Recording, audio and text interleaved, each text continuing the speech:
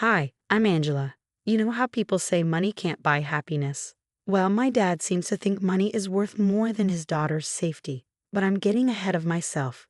Let me back up and explain how this nightmare started. I live with my mom, Sarah, in a cozy apartment on the east side of town.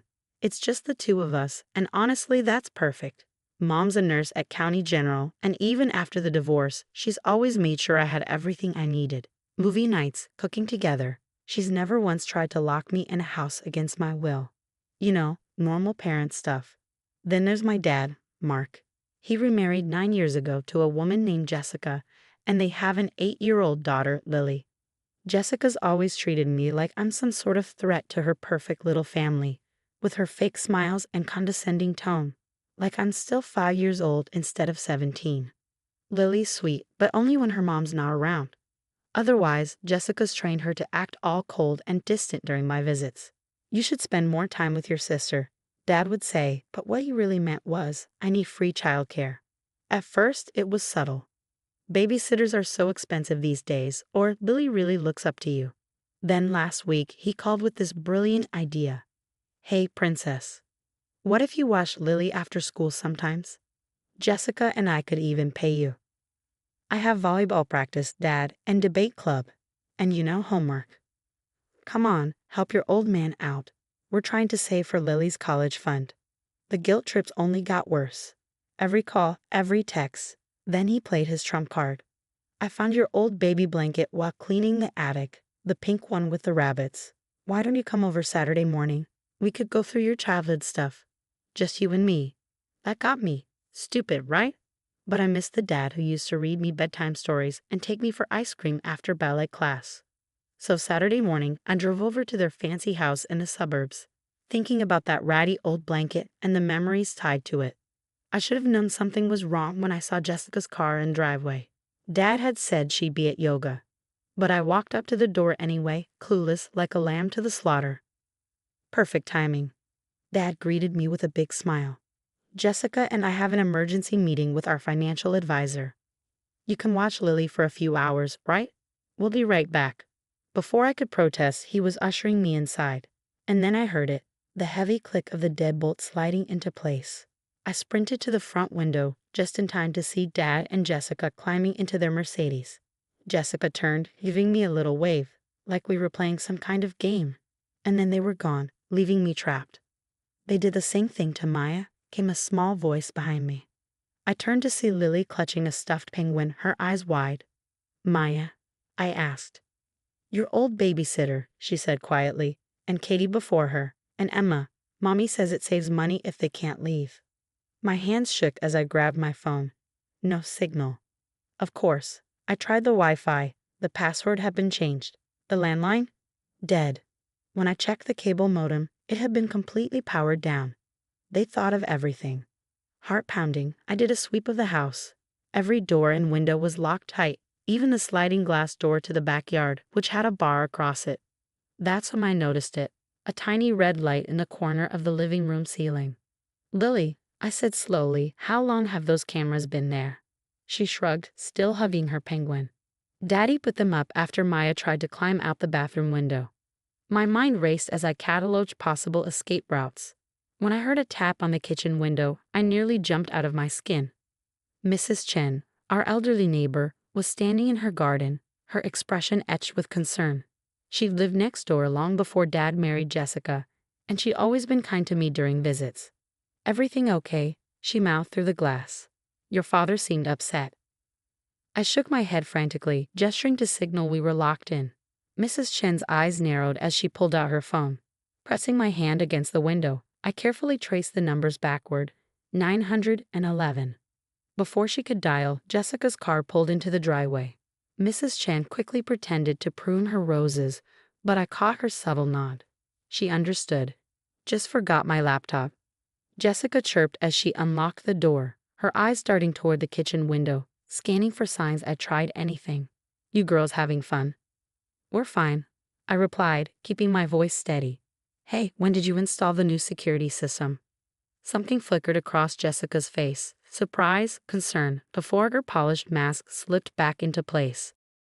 Oh, you noticed? Just keeping everyone safe, sweetie. You can never be too careful these days. The moment she left, I grabbed my phone and started recording. Lily, I said, keeping my tone casual, can you tell me again about Maya and the cameras? I want to remember all the fun things we talk about today. My little sister nodded eagerly and began recounting the same horrifying stories. I kept the phone partially hidden behind a throw pillow, its lens capturing everything while the red light of the ceiling camera blinked above us. Two could play at that game. They wanted documentation. I'd give them documentation. I just hoped Mrs. Chen was making her own calls. By the time Dad and Jessica returned that evening, I had over 2 hours of recordings. Lily had innocently shared everything: the crying babysitters, the threats about withholding pay, the times they'd been left without food for misbehaving. She didn't even realize how wrong it all was. When I finally got home, Mom was waiting for me in our apartment's parking lot, her face tight with worry. Mrs. Chen had called her immediately after contacting the police. I played the recordings for her, and her expression cycled through shock, fury, and heartbreak. I always knew Jessica was cruel, but this, she was already dialing her lawyer friend. And your father, I can't believe he'd. Her voice cracked, and I hugged her tightly. It's not your fault, Mom, I said. But we're going to stop them. The next few days were a whirlwind of police statements and legal meetings. Then Maya showed up at the station. She looked exhausted, dark circles under her eyes. But her voice was steady as she described her own experience. 6 months ago, she began, I was too scared to come forward. My parents needed the money, and they threatened to tell everyone I was a thief. Maya twisted her hands together, her words halting. But when Mrs. Chen told me about Angela, I couldn't stay quiet anymore. Dad's attempts at damage control started with tearful phone calls. Princess, you're misunderstanding everything. We were just trying to teach responsibility. You're tearing this family apart.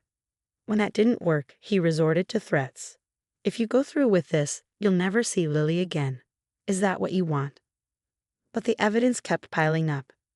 Mrs. Chen, suspicious after Maya's sudden departure, had installed her own security cameras. The footage caught everything: the locked doors, disabled phones, and even Jessica bragging to her friends about their foolproof money-saving system. Everything came to a head at Sunday dinner. Dad had insisted we talk things through as a family, probably hoping to guilt me into dropping the charges.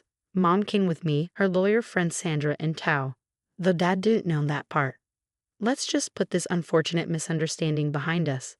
Jessica cooed, serving pasta like she was auditioning for Mother of the Year. We all want what's best for the girls. You're right, I said, pulling out my phone. So let's hear what Lily thinks is best. Jessica's face went pale as I hit play. Lily's innocent voice filled the room. And then Mommy said if Maya told anyone, they'd make sure no one ever hired her again. Turn that off, Jessica shrieked, lunging for my phone. But Mom was faster. The police already have copies, she said coldly, along with Mrs. Chen's footage, Maya's statement, and testimonies from 2 other babysitters. That morning, someone new had come forward. Dad slumped in his chair, finally realizing this wasn't going away. We can work something out. Money's no object. That's your problem, Dad, I said sharply. Money was always the only object. Right on cue, the doorbell rang. The police officers who walked into our family dinner weren't a surprise, not to Mom, Sandra, or me. What did surprise us all was how many victims they'd uncovered. The investigation had revealed Dad and Jessica's money-saving system went back even further than Maya knew. Mark and Jessica Thompson, you were under arrest for child endangerment, false imprisonment, and witness intimidation, one officer stated as they read their rights. Jessica burst into tears, but Dad just stood there, looking old and defeated. Lily ran to me, burying her face in my shirt. Are they taking Mommy and Daddy away? She asked, her voice trembling. I held her close, stroking her hair. Just for a little while, sweetie. You're going to stay with Grandma and Grandpa Wilson. The weeks that followed were intense. Dad's business partners scrambled to distance themselves, horrified when the media broke the story. 3 of them even came forward, admitting Dad had bragged about his creative childcare solutions during meetings. The company Dad had spent 15 years building crumbled in just 15 days. Jessica's perfect suburban mom image shattered as more people came forward. Her yoga friends, book club, and even her neighbors shared stories about her subtle threats and manipulative hints. The community rallied around the victims instead of them. Maya received a scholarship from a local business owner inspired by her bravery. Mrs. Chin organized a support group for families affected by domestic entrapment, becoming a pillar of hope for our neighborhood. And Mom? She threw herself into advocacy, pushing for stronger laws to protect babysitters and young workers. This stops here, she said at every community meeting. No more silence. No more fear. Lily adjusted to life with her grandparents, who were horrified by what their daughter had done. They made sure she got counseling and encouraged her relationship with me. Every week, Lily and I had sister dates, just us. No locks, no cameras, no fear. As for Dad and Jessica, they took a plea deal. The evidence against them was overwhelming. Dad sent me a long letter from jail, full of regret and pleas for forgiveness, claiming he'd been blinded by greed and control. I never wrote back. Last week, I got accepted to State University with a full scholarship. My entrance essay was about standing up against abuse and driving community action. When I told Mrs. Chen she'd been my inspiration for majoring in social work, she cried. Mom asked if I was sure I wanted to work with trauma victims, given everything we'd been through. Yes, I told her, because I've seen what happens when no one does. What would you do if you discovered your parents were exploiting and imprisoning vulnerable teenagers for profit? Would you turn them in immediately, like Angela did, or try to handle it privately first? Share your thoughts in the comments below.